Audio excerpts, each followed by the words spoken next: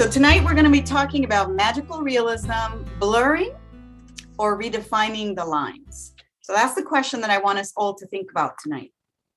So if we want to think about what we're doing tonight, what we're going to do is learn about the real magical in the Latin American and Latinx literary tradition. We're going to examine several key examples of the movement and writers from across Latin America, and one example of a recent US writer who identifies as Latinx and queer. And we're going to reach some conclusions and have a conversation. So the first thing we want to start with is definitions, right? So what is magical realism or the real magical? So the first part that we want to understand is that this is about a literary movement in which what is real incorporates what might be considered magical. Lo real mágico or lo real maravilloso in Spanish. And I want you to notice the difference between where the adjectives sit in English, magical, realism, and where it sits in Spanish, real, maravilloso, or real, mágico. And I want to start by asking, like, what does that suggest in terms of the difference of how the Latin American tradition is thinking about lo real, mágico, the real magical, and the way that it's been translated into English as magical realism? So what thoughts might we have about that to start the conversation? You're welcome to put it in the chat. You're welcome to unmute. And if nobody does, I will tell you what to think about it.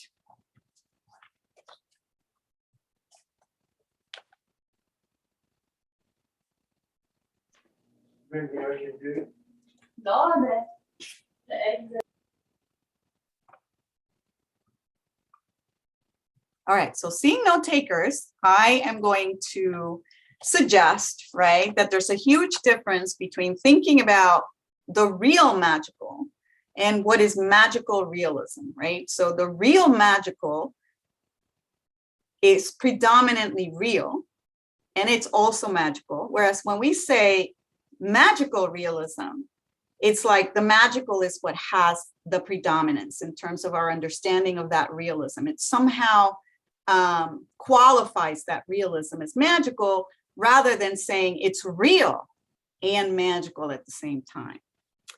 So with that in mind, let's look at our first example. So what we want to understand that in the Latin American tradition, the sort of father of the real magical and the lo real maravilloso specifically was Alejo Carpentier, a Cuban, who wrote in the prologue to The Kingdom of This World the following words, right? He said, "The real marvelous arises from an unexpected alteration of reality, a miracle, presupposes faith," and he said very clearly, "those who do not believe in saints will not be cured by the miracles of saints." Meaning that the real magical, the real real maravilloso cannot be born from disbelief. If there is disbelief, the real maravilloso, the real magical cannot happen. It always occurs and is found within the real, right? And so in The Kingdom of This World, which if you have not read, please read. This is one of the greatest works of literature in the world. It is about the Haitian Revolution, and the hero of the story is Macandal, a slave who can shape shift.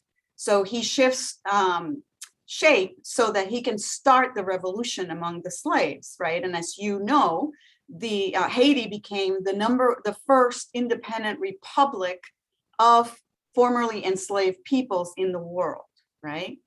And so when we think about the way that these authors are going to frame the real magical in the Latin American and Latinx tradition, they're going to frame it as a patrimony, right? And that's a gendered word, right? Of a whole America, of the hemisphere, not of the United States, right? That's the United States of America is not America. America is the hemisphere. And because what the idea is that this hemisphere is mythological in its inception, right? So the notion that because the Americas were seen as a kind of utopia where Europeans came to find gold or to find freedom or to find fame and fortune, right? That it's been mythological in its inception in terms of the way it's understood, right? In written language, right? Or in European language, right? Whether it's, or European born languages, whether it's Spanish or English. It's about extraordinary happenings. It flows freely from a reality precise in all its details. So what is most fascinating about this novel that Carpentier wrote is that to the name of the characters, to the name of the streets, to the location of the streets, it's all based on factuality. But then you've got this slave who can shape shift, right? And I'm not going to tell you what happens because I hope you read it. But it gets to the point where at one point he turns into an insect, right? Or he lives with different animals, right? And everything seems fabulous, right? Seems fabulous in a story that it's impossible to situate in Europe. What we want to understand is that when this movement arises in the by the early mid 20th century, right? There's a sense in Latin America that the literature that Latin America produces is going to be completely different than whatever Europeans can produce, right? And there's even Carpentier and others, right, would make fun of surrealism, right? This idea that clocks could melt, or, you know, this notion that is not real. Surreal. So it's wrong to call magical realism surreal because it's not about something that is not possible. It's actually about something that is real and magical, as I've noted before. Then we have, of course, right, the maestro, right, Gabriel García Márquez, Colombian, who wins the Nobel Prize in 1982. And when he wins the Nobel Prize in 1982 for representing a hemisphere, which is part of the reason that the Academy notes for giving him the prize, he is going to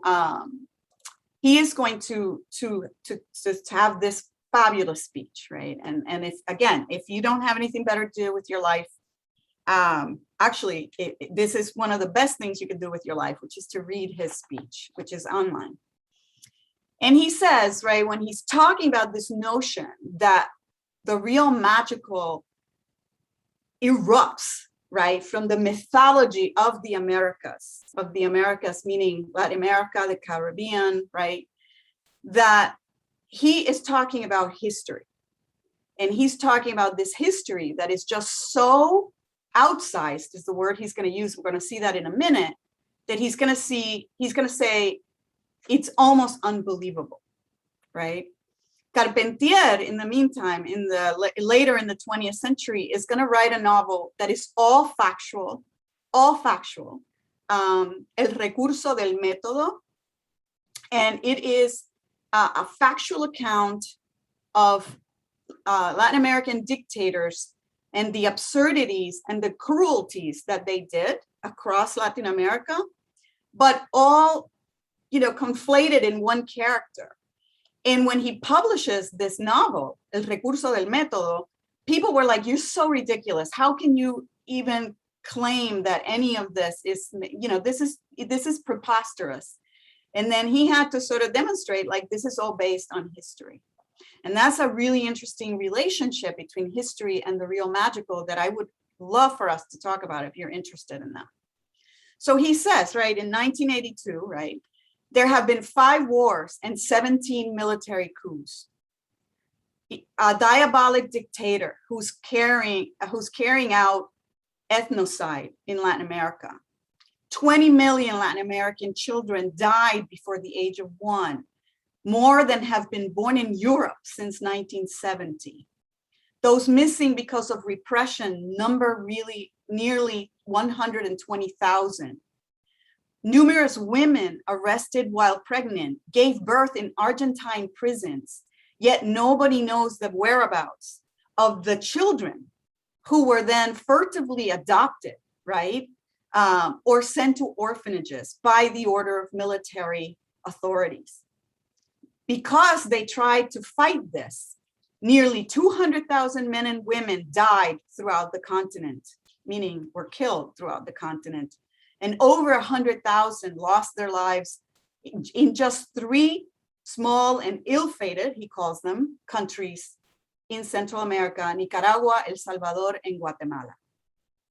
He says if this had happened in the United States, the corresponding figure would be that of 1.6 million violent deaths in 4 years. Now, this is your quiz. Let's see who can answer this question. In what part of the United States history did 1.6 million people die over 4 years?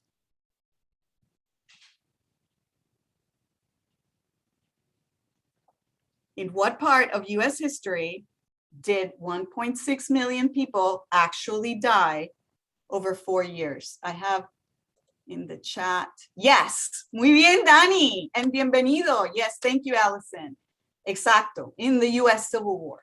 So, right, he's saying over 4 years, what has happened in Latin America would be equivalent to the US Civil War. And if you know anything about the US Civil War, you know we are not done, right, fighting that war. So Garcia Marquez is going to go on to talk about, as I mentioned, this outsized and unbridled reality. He says, I dare to think that it is this outsized reality, not just its literary expression, that has deserved the attention of the Nobel Prize. A reality not of paper, but one that lives within us and determines each instant of our countless daily deaths, and that nourishes a source of insatiable creativity, full of sorrow and beauty, of which this roving and nostalgic Colombian is but a cipher more, singled out by fortune. I mean, yeah, Garcia Marquez, even in translation, he is Garcia Marquez. Nobody like Garcia Marquez. Poets and beggars, musicians and prophets, warriors and scoundrels, all creatures of that unbridled reality. Again, check out those adjectives. We have had to ask but little of imagination, for our crucial problem has been a lack of conventional means to render our lives believable. This, my friend, is the crux of our solitude. So obviously here he's giving a nod, right, to his opus, right? I would say 100 Years of Solitude ranks up there with, you know, the Shakespeare. Yes, so powerful. Thank you, Allison. Shakespeare, El Quijote, right? The sort of game-changing literature, that global literature that we should all be familiar with. And I wanted to start here with 100 Years of Solitude and just give you the news, if you haven't heard, that Netflix, right? So throughout his entire life, Garcia Marquez fought the possibility of a movie being made of 100 Years of Solitude. He always said it would ruin it. It would be just ridiculous because the plot, the story, the lo real mágico, that it was impossible. Well, 2019, Netflix obtained the rights. So we are in expectation of Netflix dropping a Netflix series on 100 Years of Solitude by next year. But in the meantime, let's take a look at the beginning of this novel, right? Because the beginning of this novel is just, the whole thing is just amazing. Actually, I just want to say that the book is translated, the novel, in 1970 by Gregory Rabasa and into English. And Gabriel García Márquez has said that the English translation is better than what he wrote. And that's García Márquez speaking, right? So many years later, as he faced the firing squad, Coronel Aureliano Buendía was to remember that distant afternoon when his father took him to discover ice. At that time, Macondo was a village of 20 adobe houses built on the bank of a river of clear water that ran along a bed of polished stones, which were white and enormous, like prehistoric eggs. The world was so recent that many things lacked names, and in order to indicate them, it was necessary to point. So what do we notice here? So from the get-go, right? Remember those definitions that we just did. It presupposes that you believe in this world, that you're not going to think this is sci-fi or that this is, a ghost story, that this is reality, and that it presupposes that the notion that it's the real and the magical happening at the same time. So what do we notice here that is worth starting the conversation with about 100 Years of Solitude? Very nice, Elizabeth, right? Foreshadowing. And how beautiful. Yes, beautiful, Allison, right? Prehistoric eggs. World too recent to name. So what's he fashioning right here for us? What is this called? English majors out there? What kind of story is this? Who does it remind you of?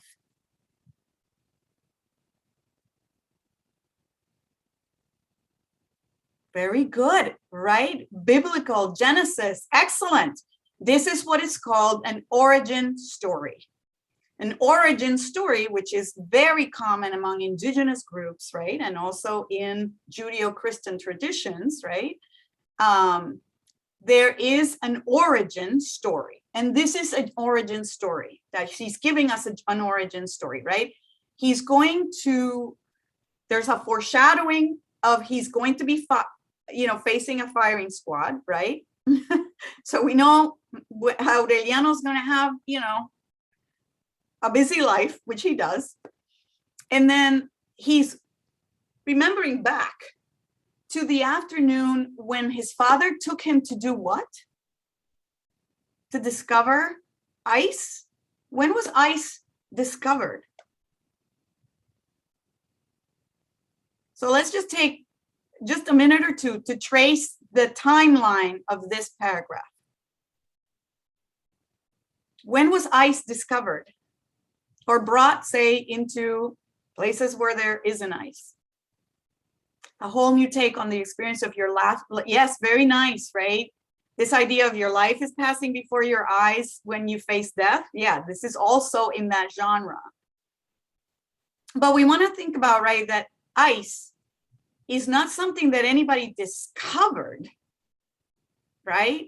Yes, from prehistory to modernity, right? Very good. And then there's this notion of prehistory, these prehistoric eggs, right? And this is an origin story. So eggs, important here, right? What comes first, the chicken or the egg? And then the world was so recent that many things lack names. And in order to indicate them, it was necessary to point. What is he getting at here? What does it mean that the world is so recent that many things lacked names? I mean, when would this have been? If we're looking at sort of a timeline of human development. Yes, nice, John. Still a paradise. Still a paradise. Beautiful. So many scholars have pointed out to the biblical influences, right? Not necessarily religious, that's a different conversation. Biblical references of this origin story, Adam and Eve in paradise, right? And with a different ending, maybe, right? You'll have to tell me if you read the novel or have read the novel.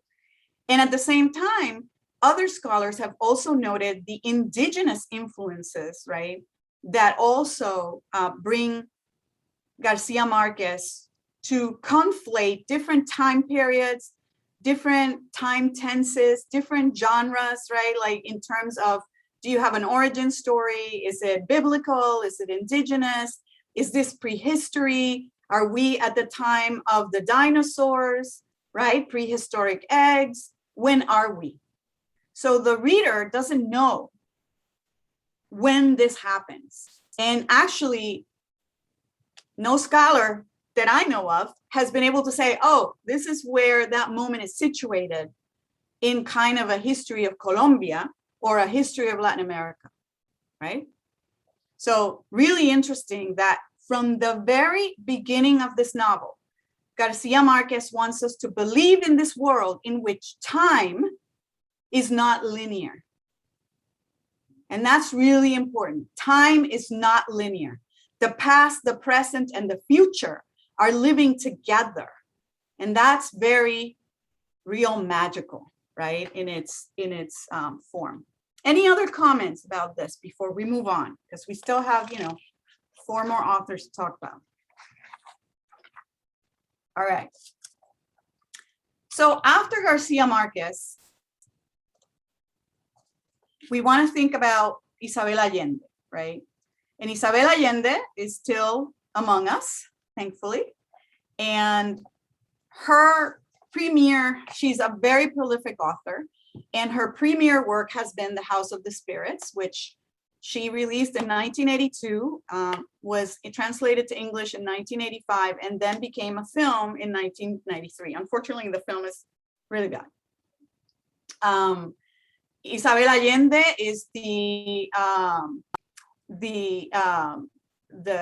I think the grandniece of Salvador Allende, who was the Chilean president who was murdered during the taking of Chile by the military dictatorship supported by the United States. And so at this moment in The House of Spirits, one of the protagonists, Alba, has been imprisoned by the military authorities because of her socially, for her subversive behavior and activities, right, against the military. And so she's been tortured, and she's in this cell. And so let's look at this passage for a minute. She says, she tried not to breathe or move and began eagerly to await her death. She stayed like this for a long time. When she had nearly achieved her goal, her grandmother Clara, whom she had invoked so many times to help her die, appeared with the novel idea that the point was not to die, since death came anyway, but to survive, which would be a miracle. She suggested that she, Alba, write a testimony that might one day call attention to the terrible secret she was living through, so that the world would know about this horror that was taking place parallel to the peaceful existence of those who did not want to know, who could afford the illusion of a normal life. So what do we note here? How is it similar, different from what you just saw Garcia Marquez do? How is this in the tradition of the real magical? Beautiful, Allison, right? Writing as a way to live on, to name a parallel reality, an elder showing the way. Love it, right? So that generational knowledge, beautiful. Thank you, Elizabeth. Very much centered in the body, right? This is a novel written by a woman, and I don't want to be totalizing, and I don't want to just, yes, not as allegorical or, it's very sort of, it's more straightforward language in terms of the way that she's writing. Isabel Allende was a journalist, right? So very good points, right? And this notion, though, right, that her grandmother Clara, whom she had invoked before and hadn't answered, appears to her, right? And so again, not as I'm having a hallucination, not like I was in desperate throes of death, but like, no, grandmother Clara is showing up to tell her to write, right? What happens in these basically concentration camps where they were keeping these people and torturing them, right? These Chileans who fought against the military regime and Pinochet and Pinochet's government, and to write it out, right? And to survive. And I love this notion, right? Not to die, since death comes anyway, but to survive, which would be a miracle, right? And so again, this notion of the real magical embedded in the possibility of a miracle, of something that breaks with the, ordered way of things. Other things that you might note here that are important. Why is this act of writing so significant to the real magical? Excellent. This horror that was taking place parallel to the peaceful existence could be written today, or really anytime. And one of the most important things to think about the real magical is that many of the authors who wrote in the real write in the real magical tradition, and I'm not going to have time to talk about Junot Diaz and the Brief Wondrous Life of Oscar Wilde about the Dominican Republic, right, are talking about trauma, are talking, beautiful, Elizabeth, right? It reminds me of Anne Frank, beautiful. And at the same time, right, this notion that if it's not put in a novel, if it's not put in fiction, it cannot exist. It cannot exist because these people didn't get to write. These people who died in those prisons died and nobody ever saw them again. And there are no actual, right, chronicles that they got to write. They were made to disappear so that the history would disappear with them. And so the real magical has a relationship to history in the sense that it codifies a history that history cannot codify, that history itself is unable to have access to because of the horror that is inflicted on the people who live through these situations, right? And I really do appreciate that notion. Thank you. And Grace, welcome. It's so wonderful to see my former students. Interesting that the illusion in this passage was the seemingly normal life. Yes, beautiful, Grace, like of apathetic citizens, whereas the grandmother appearing was real. Exactly, right? So it is the extremity of what Alba suffers in this moment that is the real. And then the illusion of people who think nothing's going on. Hello, wait, let's wake up and smell the café in many ways in this country, right? Is the illusion, right? It's the fantasy, it's the sci-fi. Excellent, Grace, thank you. All right, moving right along. We have Laura Esquivel, who follows in Isabel Allende's steps, Isabel Chilean, Laura Esquivel Mexican. In 1992, she writes actually the script of a film called Like Water for Chocolate, and then she's persuaded to write it as a novel. And so she publishes the book at the same time as the film. I just want to say that many of these books are banned books. Many of these books are banned books. In doing research for this presentation, I found that a school in Indiana, right next to Ohio, right? I think, if I'm remembering my geography, has banned Like Water for Chocolate because of, it talks about nudity. So there we have it. So 1992, the novel and the film, 1995, the English translation. And I want us to look at this passage because it's so beautiful, right? So Tita, who's the protagonist of this novel, her sister, Gertrudis, is, Tita has the power to transfer her emotions to food. So when she's angry, her food makes people puke. When she is, lusting after Pedro, who's, anyway, I'm not teaching my class, so I won't tell you what I think of Pedro. But anyway, when she's lusting after Pedro, she gives the food this, sexiness, and so on, right? And so this moment is a moment of the latter, right? Like she's been sort of aroused by Pedro, and her sister has eaten her food, and this is what happens. By then, the scent of roses given up by her body had traveled a long, long way, all the way to town, where the rebel forces, and this is again in the middle of the Mexican Revolution, and the federal troops were engaged in a fierce battle. One man stood head and shoulders above the others for his valor. It was the rebel who Gertrudis had seen in the plaza in Piedras Negras the week before. A pink cloud floated towards him, wrapped itself around him, and made him set up at a gallop towards Mama Elena's ranch. So what do we notice here? What are the powers at work in this moment about the attraction between two people that are meant to meet each other, but have seen each other, but haven't actually met?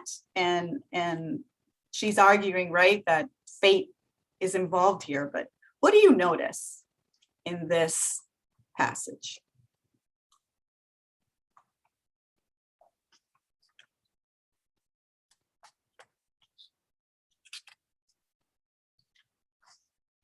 So I want us to pay attention to the senses. Why are the senses so important here in this representation? The sense of scent, the sense of touch, right, wrapped itself around him and gave him a sense of urgency. Why is it so important that it's focused on the senses, touch and smell, and the pink cloud, right? Something that is evident, that is seen. Why are the senses so important in this moment of the real magical?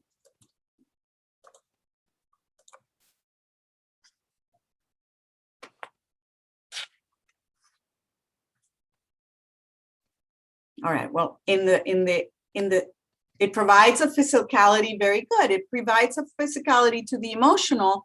Thank you, John. So it makes it more real, right? Like she really wants us to smell those roses. She wants us to see the pink cloud. She wants us to feel the wrapping of what that would feel like. So she is crafting a moment of the real magical in very realistic, physical, tangible ways that are not the ghost that shows up in the middle of the night to say boo-hoo.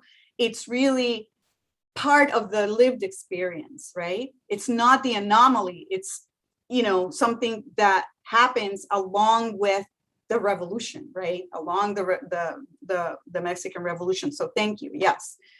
The other thing I want us to think about is at the end of, I'm not going to tell you how it ends or what happens, but at the end, one of the most important real magical moments in Water for Chocolate. And by the way, it has some fantastic recipes.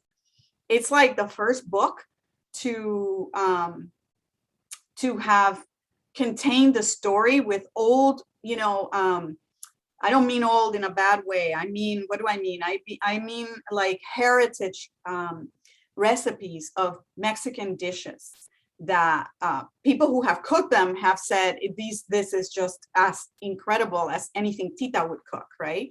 And so at the end of the film and of the book, she consumes, metaphorically, I mean, like for real, in reality, the character in the made-up world, matches, right? So she eats a box of matches, sets herself on fire, and then the house is burned down. And you'll have to read the novel to know why that happens. And so then we come to our Latinx text, right? And so this is Carmen Maria Machado from Allentown, Pennsylvania. She is, her grandfather was Cuban, is Cuban or was Cuban. And so she writes this fabulous set of stories, and she identifies very clearly as a queer writer. And she talks about her body and other parties. This is very recently published, 2017. And this is a take on a rewriting of a famous kind of horror story. And she calls it The Husband's Stitch. And so I want us to talk about what's going on here, right? So with trembling fingers, right? So our narrator, who is not named, has said that she has always had a ribbon at her neck. And that ribbon, she's never removed it. Men have always wanted to remove it. Her son wants to remove it. Her husband spends their entire marriage asking her to remove it. And then at the end, of the story. She says, is this more important to you than everything that we've built together, that you get to remove this ribbon from my neck? And he says, yes. And so she's like, okay, go ahead. So with trembling fingers, he takes one of the ends, the bow undone, slowly, the long bound ends crimped with habit. My husband groans, but I do not think he realizes it.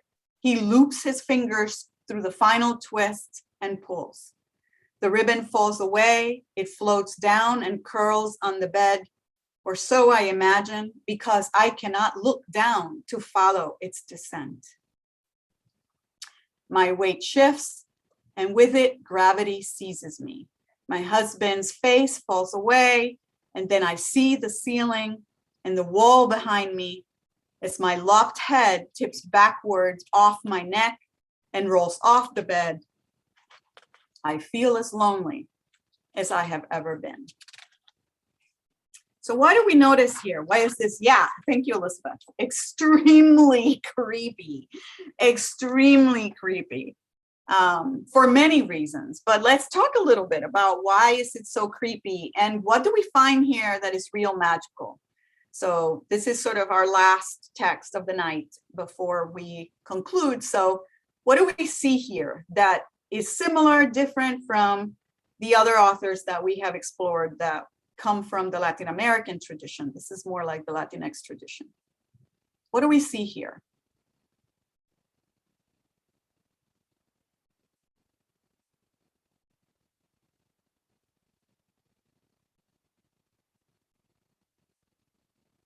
What do you think this story is about?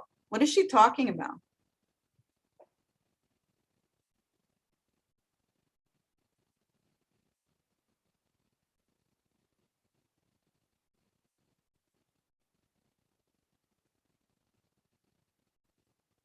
So is this remotely possible?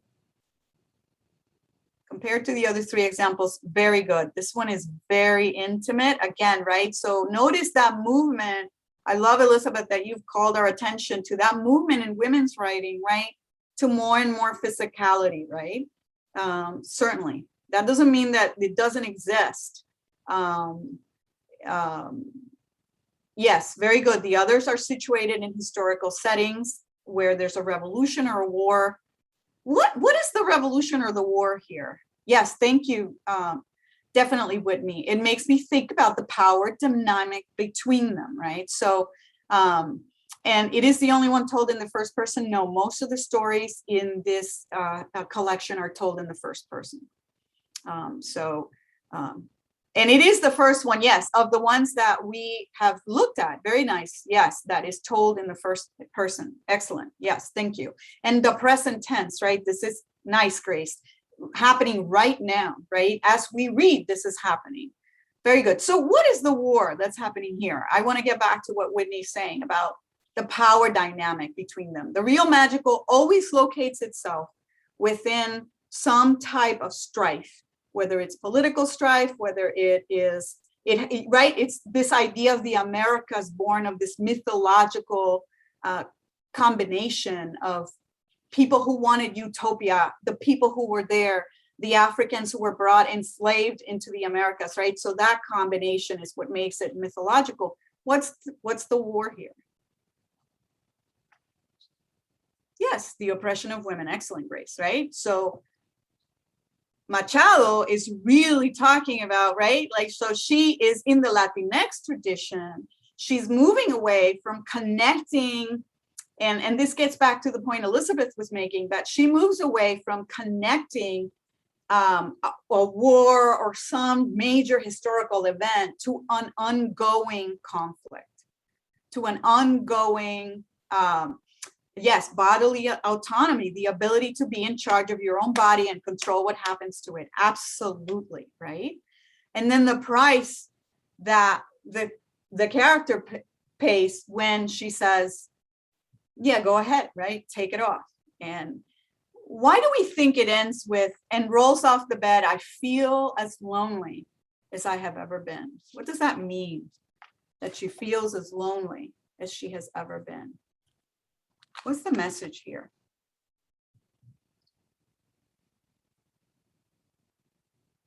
first of all, right, like if my head rolls off, I'm not going to be thinking, right? No, that's not part of actual, right? So she's asking us to believe in this real magical moment where her ribbon is what keeps her head in her, connected to her body, but they don't need each other, right? Like in the sense of she can still be sentient, she can still think and function as a thinking being without her body, right? So what does it mean that as she lets him take it off and her bed rolls off the bed and under the bed, right? Or rolls off the bed, she feels as lonely as I have ever been. What does that mean? Yes, good, right? Instead of, oh, darn, right? Now how do I get my head back, right? No, yes, right? But what does that mean? Why is that significant that she is not horrified? She's not, disappears. Yes, he holds the power. He got what he wanted to her detriment.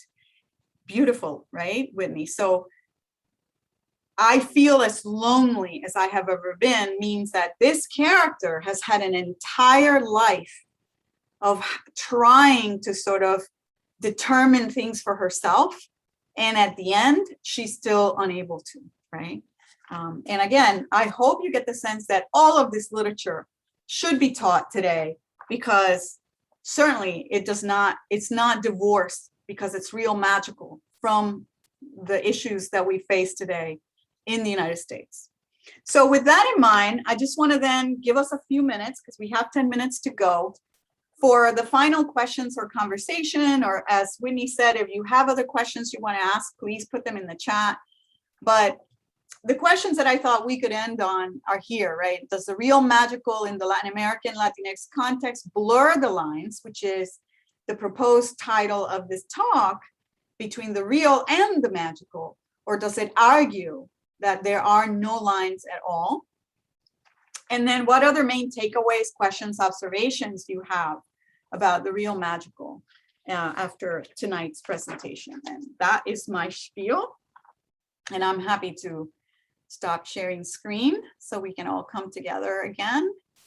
And yeah, there we go.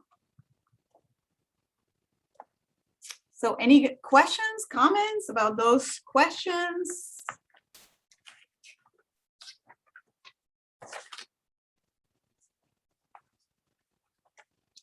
Anything you've ever wanted to know about the real magical that I can answer?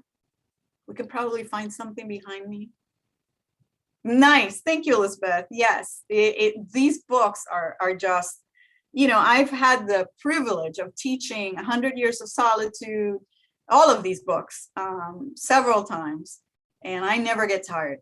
And the conversations with students just never get boring and never get simple. Oh, yes, I wish, me too, Grace. I would love to have you as a student again. Yes, it is, this is literature. This is what literature does. It sparks good conversation. Any questions? Well, I mean, what about my question?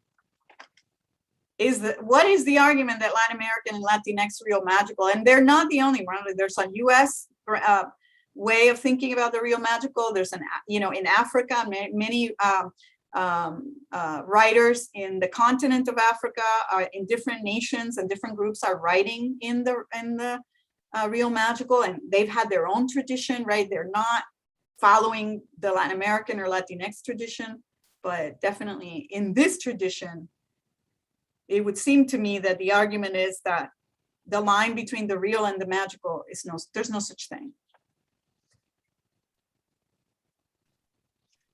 So what would you say are the maybe the main differences with the Latinx tradition, or sort of the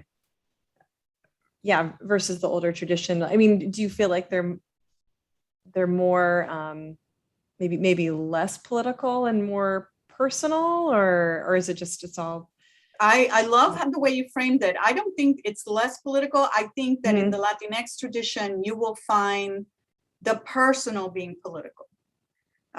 It's more not necessarily, I would say that Junot Diaz still is straddling that line because he's talking about the Trujillo dictatorship and living in the United States, right? So he's sort of and if you haven't read The Brief Wondrous Life of Oscar Wilde, that's another one that should be on your reading list. If in that sense, then the Latinx tradition, I would say, is going to take on more overtly personal issues than the Latin American tradition, which is going to be very overtly political and connected to a political movement or moment in which trauma is inflicted, right, across populations, right? So, Laura Esquivel has a famous novel called Malinche about the woman who translated for Cortés.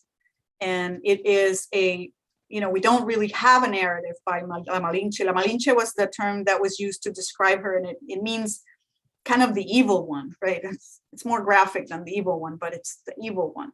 And so Laura Esquivel writes a novel about her, right, and gives her a voice to think about the choices that she made, because she is the mother of Mexicans, of Mexicanness, because she is, as an indigenous woman who becomes Cortés's translator and then is married to a Spaniard, she gives birth to the first Mexican, right? The first ever Mexican in the concept of what Mexico is, what is, a Mexico, right? Rather than indigenous groups, right?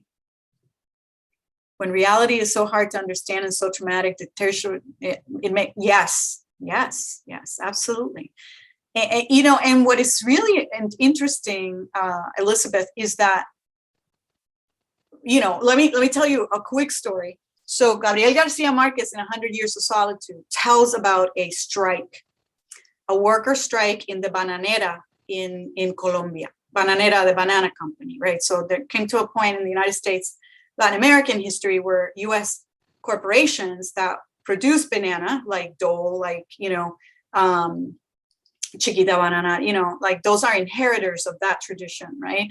Were exploiting workers all across Latin America. And in Colombia specifically, they had a bananera, and that's why they're called, banana republics, right? It's a derogatory term that comes from them. But anyway, so Gabriel García Márquez writes about this strike, and the Colombian government killed everybody who participated in the strike. And so, and buried the story, like completely buried the story, denied that anybody was dead. It was in such a remote place that nobody could check. So Colombian historians say that the story that is believed in Colombia about the number of dead is Garcia Márquez's narrative fiction of the strike, where he says thousands were killed. There's historians that are like 3 people died. There's other historians that are like nobody died. There's other historians that say 300 people died, but that there's no evidence that it was thousands of people who died, except 100 Years of Solitude. But what historian scholars have found is that in the absence of a historical record, the narrative fiction becomes the record.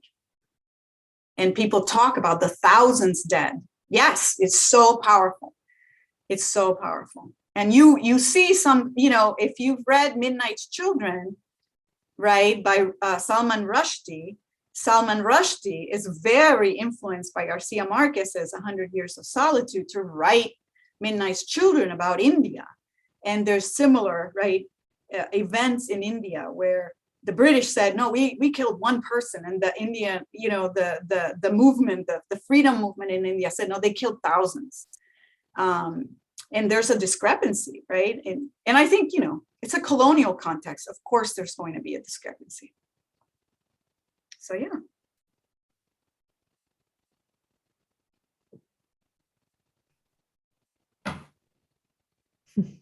All right. Well, I think we are about. That's a very powerful note to end on, actually. So thank you so much. You've given us so much to think about. And thank you everyone for participating in the discussion. Yes, thank you so much. Yeah, we can send out this recording afterwards. And yeah, it does make me want to read those books that you highlighted this evening. So yes, thank you. Thank you for the kind words. And my pleasure, really, just to talk about this is, as Grace said, I miss teaching. Right now I'm an instructional coach, so I'm not teaching literature. I miss it. So any opportunity I get to get people fired up about reading and reading great literature that represents the history of part of where I come from, right? I mean, I'm not Colombian, I'm Puerto Rican, but this America that I belong to is just a privilege. So thank you so much for having me. And thank you all for giving me your night and an hour of your night tonight. It's been a privilege and a pleasure. Oh, well, thank you so much. It's been a privilege for us. And we will have you back. So you'll have those opportunities to teach. I would love that. All right, everybody. Have a good night. Right. Thank you so much again. Thank you, everyone. My pleasure. Bye-bye. Bye.